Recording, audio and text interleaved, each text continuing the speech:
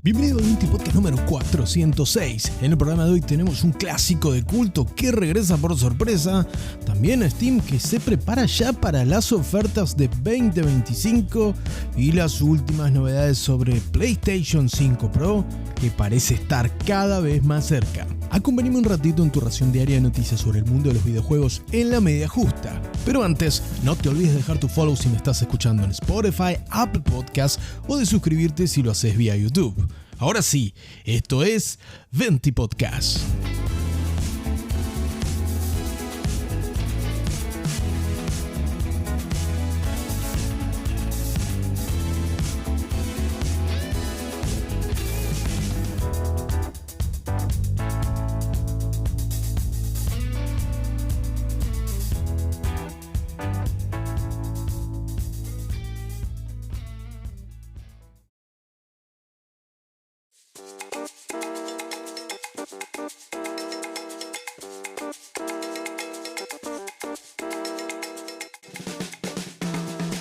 Comenzamos este Venti Podcast con una verdadera sorpresa que le va a encantar sobre todo a los fanáticos del JRPG, ya que Riviera The Promised Land cayó por sorpresa en Steam en las últimas horas, luego de su lanzamiento remasterizado en Switch únicamente en Japón durante el último mes de febrero. El juego, desarrollado por el estudio japonés Sting, data del 2002, cuando se estrenó en la queridísima Game Boy Advance y supo cosechar su público, que hoy por hoy lo considera un clásico de culto. Sorpresivamente, Sting trae nuevamente el juego de rol, en este caso a la plataforma de Valve, y lo acompaña con algunas mejoras de calidad de vida, como la posibilidad de adelantar eventos, más información en la interfaz y un port que realmente parece estar a la altura de las circunstancias, dado que las primeras críticas de los usuarios parecen ser más que positivas.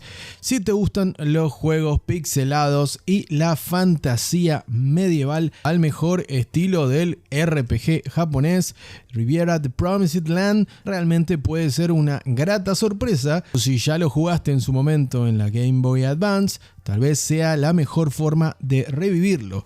El juego ya está disponible en Steam, tiene un costo promocional de $14.39 hasta el próximo 30 de julio. Eso sí, lo único que tiene de malo es que viene tanto en su doblaje como en sus subtítulos completamente en inglés o si no en japonés, pero de español ni que hablar por ahora, lamentablemente. Aún así, si te defendés con el inglés y querés recuperar esta joyita de principio de ciclo, tal vez sea una grata sorpresa la que te encuentres con este Riviera The Promised Land. Lo que ya no es sorpresa es que Valve ya nos tiene acostumbrados a los periodos de oferta de su marketplace Steam. Lo malo es que hace un tiempo pasó de estar en dólares y para el consumidor local realmente los juegos se han disparado. Con más razón, conocer los periodos de oferta en los que podemos acceder a descuentos son cruciales y ahora tenemos con bastante antelación cuáles van a ser las ofertas al menos de la primera mitad del año del 2025 para la plataforma de Valve. Las ofertas comenzarán en la semana del 20 al 27 de enero con la Real Time Strategy Fest. Luego se repetirán las ofertas con el Idle Fest del 3 al 10 de febrero. Del 10 al 17 de febrero la Couch Co-op Fest. Y también la próxima Steam Next Fest, que se celebrará del 24 de febrero al 3 de marzo. Por lo cual, de finales de enero hasta marzo tendremos varias oportunidades de probar juegos gratuitos como de costumbres con la Steam Next Fest, o de incluso conseguir un provechoso descuento en ese juego que se nos viene resistiendo ahí en el backlog. Lo bueno es que además hay ofertas planificadas hasta principios de julio del año próximo, pero por ahora no nos adelantemos. Comenzando el 20 de enero y hasta el 3 de marzo tendremos repartidos por lo menos 4 semanas de ofertas para aprovechar. Para cerrar esta ronda de noticias rápidas, tenemos interesantes datos del sitio ComScore, que reveló su último informe publicado por el sitio especializado Games Industry Database este 18 de julio acerca del comportamiento de los gamers en el mercado norteamericano. Si bien estas cifras no las podemos asociar linealmente con el comportamiento en Latinoamérica, ni mucho menos puntualmente en Argentina, sí podrían establecer una tendencia y sientan precedentes del comportamiento del mercado más grande de consumidores de videojuegos del mundo actualmente, que es los Estados Unidos de América. En el reporte presentado por Comscore y publicado por Games Industry .biz, se revela que el 62% de los adultos, es decir, aquellos que se encuentran por encima de los 18 años de edad, tienen relación con los videojuegos o experimentan los videojuegos a menudo. De ellos hay un 49% que son millennials, es decir, aquellos que nacieron de 1981 a 1996, mientras que hay un 16% de generación Z, es decir, aquellos que nacieron a partir del año 1997. Entre este grupo obviamente de adultos de mayores de 18 años que se vinculan con los videojuegos como una considerable mayoría del mercado norteamericano en ese segmento etario. Además, un detalle muy importante de este relevamiento y quizás el más importante de este reporte es que dentro de este grupo de adultos el 82% de estos usuarios admiten haber estado gastando dinero en compras dentro de los juegos en el último año. Del total de este mercado, un 77% además afirma que juegan en más de una plataforma y más de la tercera parte de la muestra lo hacen en consola, PC y teléfonos móviles. Por lo tanto, eso de hacer compras dentro del juego no es un comportamiento tan exclusivo de los niños ni de los jugadores que juegan en dispositivos móviles.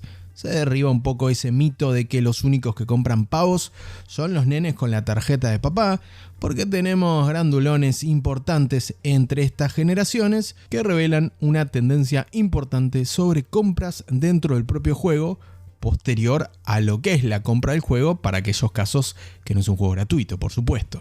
Si bien este modelo de compras en los juegos o el modelo freemium se ha profundizado en los últimos años con ejemplos como Fortnite, el FIFA o incluso los gacha más recientes como Genshin Impact, parece ser una tendencia bien establecida entre los usuarios millennials y también la posterior generación Z. Por último, el reporte destaca además que más del 85% de aquellos que tienen contacto asiduo con los videojuegos, tanto de la generación Z como el 80% de los millennials, miran eSports, y esto parece ser una tendencia creciente que veremos si se refleja en los próximos eventos, como ser por ejemplo el campeonato de la EVO de este mismo fin de semana.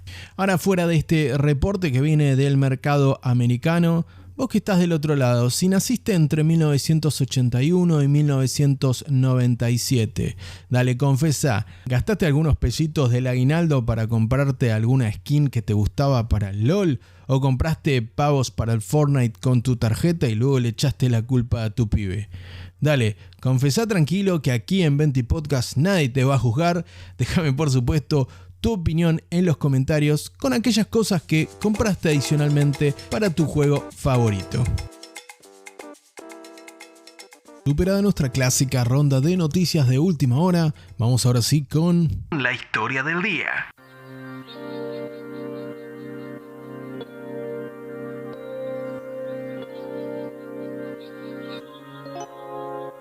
Y por segundo Venti Podcast consecutivo tenemos que hablar de la historia del día con un rumor o un trascendido de bastante relevancia, no obstante, ya que proviene de una fuente que la pegó bastante en el pasado. Si estoy hablando de los amigos del sitio insidergaming.com, y más precisamente de Tom Henderson, quien lidera ese portal que estuvo bastante activo en los últimos tiempos, y más concretamente el propio Henderson fue anticipando en los últimos meses sobre la salida de nuevos dispositivos para la marca PlayStation, como ser por ejemplo la versión renovada de PlayStation 5, el DualSense, y por último algo que comenzó a sonar allá por septiembre del año pasado, la posibilidad de tener una nueva consola intergeneracional. Me refiero a la PlayStation 5 Pro, a pesar de que ese nombre aún no es oficial porque Sony no ha revelado nada sobre su próxima iteración en el mundo de las consolas. Ahora, el propio Henderson reavivó la llama en su sitio web y a través de su perfil en X sobre noticias o trascendidos de última hora sobre PlayStation 5 Pro, dado que él se había arriesgado el año pasado a anticipar que llegaría en la campaña navideña de este 2024 y ya hemos pasado el Ecuador del año y de PlayStation 5 Pro más bien sabemos poco y nada, ya sea por salvar las papas o porque evidentemente Henderson tenga buena data, ya que le pegó con la reversión de la PlayStation 5, con el estreno del dispositivo portátil que hoy ya acompaña a la actual generación de consolas de Sony. Lo concreto es que Henderson destaca en su portal web que PlayStation 5 Pro, a pesar de no tener novedades oficiales hasta el momento, se encuentra cerca y reafirma que la segunda mitad de noviembre, el comienzo de la campaña comercial navideña, será la fecha en la que es más probable que veamos esta nueva consola y que no nos sorprendamos que sea durante septiembre que tengamos el anuncio, dado que, según sus fuentes, Sony ya ha establecido a los desarrolladores que quieran trabajar con PlayStation de ahora en más, que a partir del 15 de septiembre todo título estrenado en consolas PlayStation tiene que ser compatible con la nueva generación, o bueno, la generación intermedia que representaría PlayStation 5 Pro. Por lo que no me quiero venir muy arriba con el hype porque por ahora sigue siendo puro humito y no tenemos confirmación oficial, pero si unimos con puntos y esta fecha posterior a la segunda semana de septiembre coincidiría con la participación de Sony PlayStation en la Tokyo Game Show, que se celebrará del próximo 26 al 29 de septiembre, lo que además, como te anticipé en el 20 Podcast, representa la primera presencia de Sony PlayStation en la Tokyo Game Show desde 2019, cuando presentaron su última consola. No obstante, aquellos más escépticos y que no se quieren dejar llevar por el hype anticipan sus opiniones en las redes, en los foros y en diferentes webs especializadas al respecto sobre si es necesario que exista una nueva generación o al menos un dispositivo intergeneracional para Sony PlayStation y si se justifica esta ventana navideña del 2024 teniendo en cuenta que este año fue muy tranquilo en lo que refiere a estrenos de Sony PlayStation. Se rumoreó una continuación de Ghost of Tsushima, supimos que se había cancelado el multiplayer de The Last of Us Part 2 que ya debía estar estrenado a estas alturas, la filtración del juego de Wolverine que terminó perjudicando de alguna manera el desarrollo por parte de Insomniac Games y el silencio de parte de Santa Monica Studio al respecto de cuál será el próximo paso con la franquicia God of War, son todos interrogantes para el catálogo de Sony PlayStation y juegos que sabemos que volverán de alguna u otra manera, pero que no lo harán hasta bien entrado 2025. Fuera de esto, recordad que solo son especulaciones, a pesar de que la fuente es bastante confiable, hasta que no tengamos la confirmación oficial por parte de Sony PlayStation, tal vez la veamos en la Tokyo Game Show de septiembre, no podemos asegurar nada sobre el futuro de las consolas de Sony. Ahora, como digo siempre, acá lo que más me importa es tu opinión. ¿Vale la pena que Sony estrene una nueva PlayStation 5 Pro? ¿O te parece que debería enfocarse en reforzar el catálogo de su actual PlayStation 5? Quiero conocer tu opinión al respecto. Escríbeme en la caja de comentarios. Hasta acá con un nuevo 20 Podcast. Te agradezco como siempre por la compañía del otro lado. No te olvides de seguirnos en las redes sociales en Instagram y TikTok. Te dejo los links en la descripción de este episodio. También compartí este 20 Podcast, así apoyás este contenido. Nuevamente, muchas gracias por estar del otro lado. Te mando un gran abrazo y que tengas una muy bonita tarde.